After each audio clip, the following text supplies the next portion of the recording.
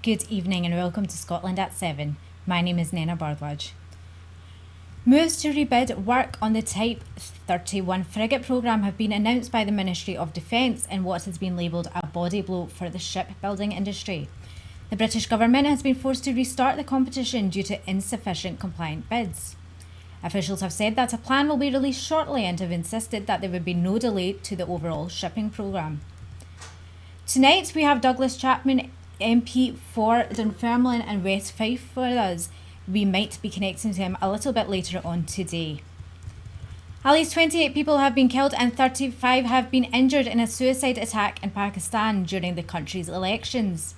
The suicide attack took place near a polling station in the southwestern city of Quetta as millions of people queued up to vote in the nationwide elections.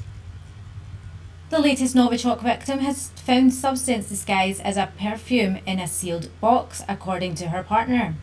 Dawn Sturgis fell ill within 15 minutes of spraying the bottle at his home in Amesbury, Wiltshire, where he was also poisoned. Detectives are currently working on the theory that the poisoning is linked to that of the Russian spy Sergei Skripal and his daughter Yulia in Salisbury earlier this year. However, if Rowley is correct in his suspicions, it may undermine this current line of inquiry. And Greek authorities are desperately searching for missing people as authorities increase the toll to 80, but believe many have managed to escape by boat.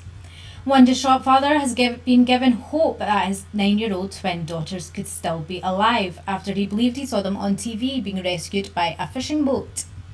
The mayor of one of the affected areas, Rafina, said he believes the final death toll may exceed 100. Prime Minister Alex Spiras has declared 3 days of national mourning for the victims. Over 150 people are dead after a string of suicide blasts and raids claimed by Daesh in southern Syria on Wednesday. The attacks, which were some of the deadliest by the jihadist group, hit several areas of the largely government-held southern province of Sweda, where Daesh retains a presence in northeastern desert region. The attacks come almost a week into a deadly Russian-backed campaign to oust the group from a holdout in the neighbouring province of the country's south. Meanwhile, Daesh have claimed responsibility for the Toronto shooting, which led to the death of 2 people in Canada last week. The group's propaganda agency, AMAC, said the attacker was one of the soldiers of the Islamic State. He carried out the attack in response to calls to target nationals of countries of the coalition, fighting IS in Syria and Iraq since 2014, it said.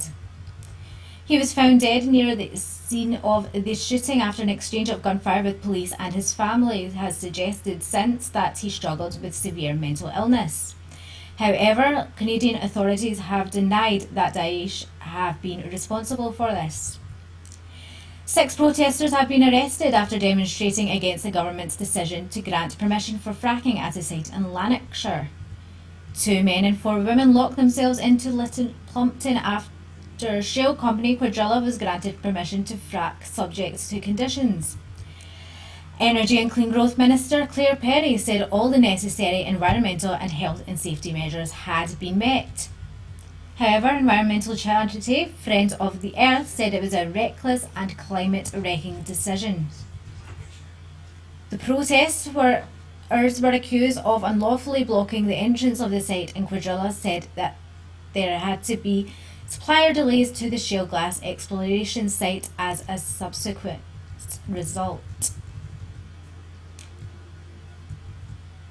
The post-Catalan leader, Carles Puigdemont, who has been in Germany for 4 months, said that he will be returning to Belgium after a Spanish judge dropped an arrest warrant for him. From Belgium, Puigdemont will be able to travel where he wants, except Spain, where he is still wanted for rebellion, which carries up to 25 years in jail and misuse of public funds as well.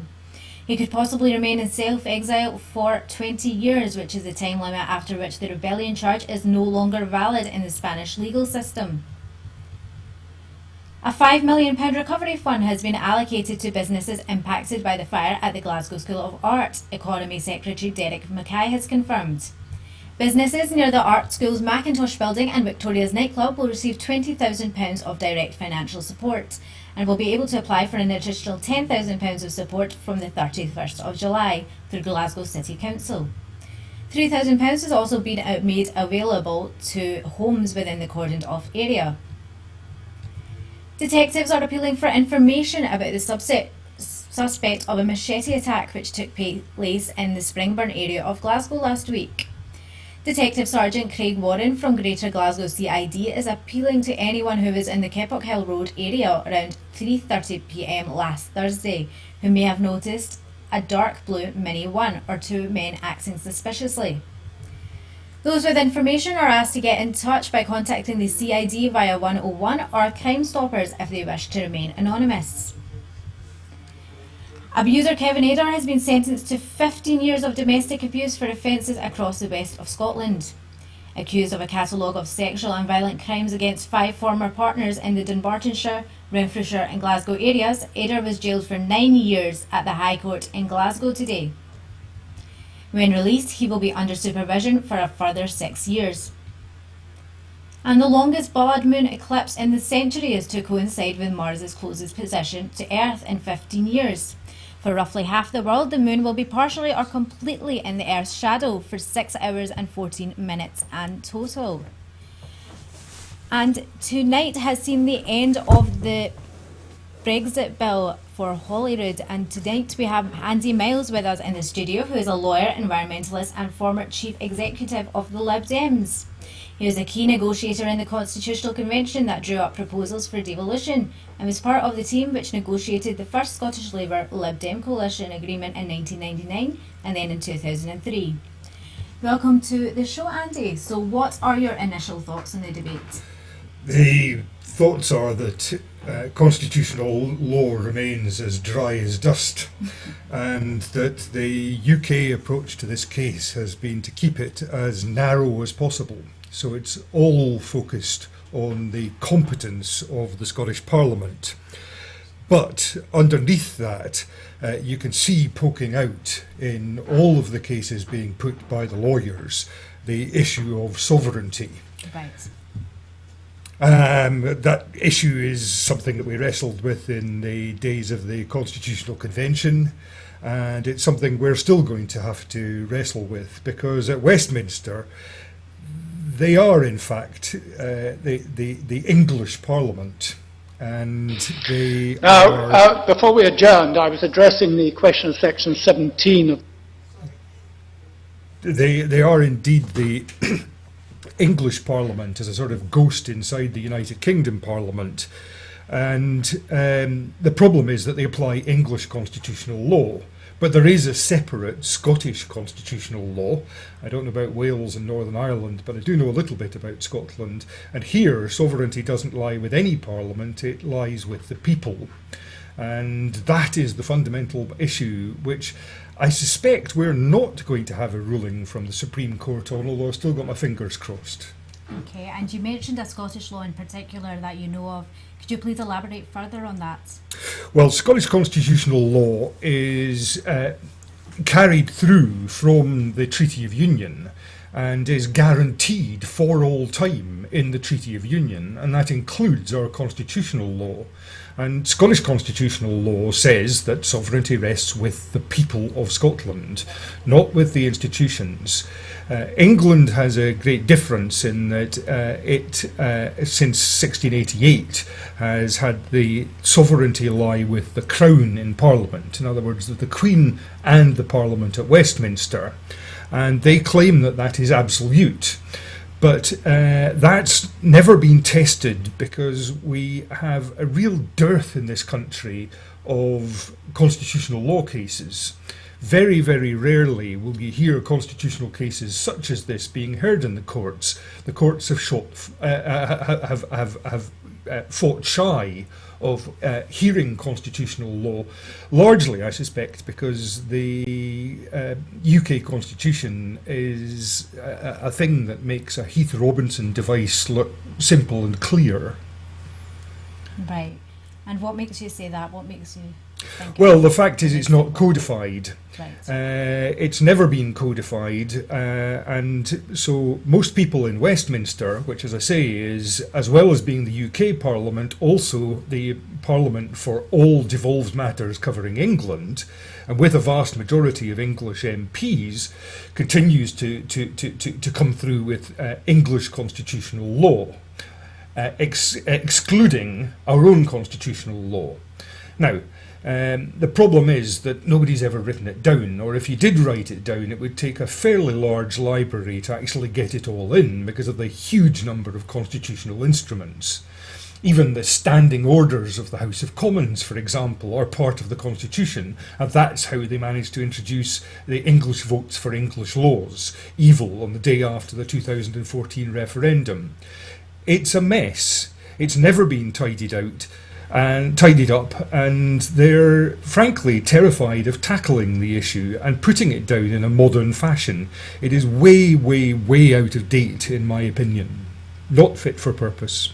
If it's not fit for purpose at the moment, what do you think needs to be done? What steps need to be taken to make it so? Well, the best way would be to have a written constitution, to have a constitutional convention to draw up a written constitution for the UK. An alternative might be for Scotland to break free, have independence and put together its own written constitution. We managed on our own to write a major constitutional instrument when we wrote the Scotland Act in the Constitutional Convention. We've demonstrated that across the political boundaries in Scotland we can actually discuss these constitutional issues. Sadly, at Westminster, we see no such capacity to involve civic society and all the other parts of the policy community, and we just keep making it up as we go along, and it gets more and more muddled as we go. Brexit is the classic example of making it more and more complicated, where they turn a referendum which, under the old constitution, couldn't be binding, but Westminster's managed to turn it into something binding. And therefore, rather than keeping things British and keeping things the way they were, they've actually revolutionised the constitution, and they don't even seem to notice. There aren't many laughs in constitutional law. Yes, okay, that's one of them then. So what else do you think needs to be done? What attitudes need to change towards this? A lot of Scottish people aren't aware of this themselves, are they? Well, the attitudes that fundamentally need to change are not here in Scotland. The attitudes that need to change, in my opinion, are down in Westminster. And the attitudes need to change principally amongst the political parties. There is a growing realisation in the last 3 or 4 years since the independence referendum that the British Constitution is broken and it needs fixed. And it's become more and more broken, as I said, as we've progressed through the Brexit referendum and the constant shenanigans and mess that we've seen since. But I can't see that inside the Labour Party. I certainly can't see that inside the Conservative Party. They don't seem to actually realise that the UK has 4 constituent parts, each with their own legal jurisdiction. And there are a huge number of other failings that I can see in the Constitution, which leave us with problem after problem after problem, and we're getting deeper and deeper in the mire. I listen to the broadcasters sometimes telling us that we are approaching a constitutional crisis in the 29th of March next year. We've been in the middle of a constitutional crisis since well before either the independence or the Brexit referendums. And regarding the debate, what are your thoughts on federalism at the moment? My idea about federalism, and as a Liberal Democrat, I pushed for a federal solution for a long time. My idea is that it won't work. That England is so large and so dominant and has such a long history of dominance and blindness to the other jurisdictions within the United Kingdom that I don't think that federalism could work. In federalism, you need equivalence or equality between the different states. England constitutes nearly 90% of the population. And they simply won't accept that they are the equivalent of Scotland. They won't accept that English law equals Scots law, and that you have to have that kind of separation. And if that's the case, then federalism just won't work. Right. And in regards to devolution, what are your thoughts about that being? Well, my thought was decided in 2014. I decided that devolution, of which I'm proud of being one of the people who drew up the devolution scheme in the Constitutional Convention, but I don't think that devolution is working. And because of the lack of an understanding of the idea of federalism, I don't think it's going to work. And today, in the court, we actually had arguments from the Lord Advocate from Scotland and from the representatives of the government in Wales and Northern Ireland, which substantially underline that point. Because this case in the Supreme Court is all about what the Advocate General from the UK government yesterday was saying: Westminster is sovereign and the Scottish Parliament is not. I think he'll regret that words, because while they're technically correct, because the sovereignty lies with the people of Scotland, actually I think he's misleading himself and the court. I would love to see the court correct that. Although I'm going to say I'm not going to hold my fingers crossed, because it would be a very poor lawyer who predicted the outcome of a court case.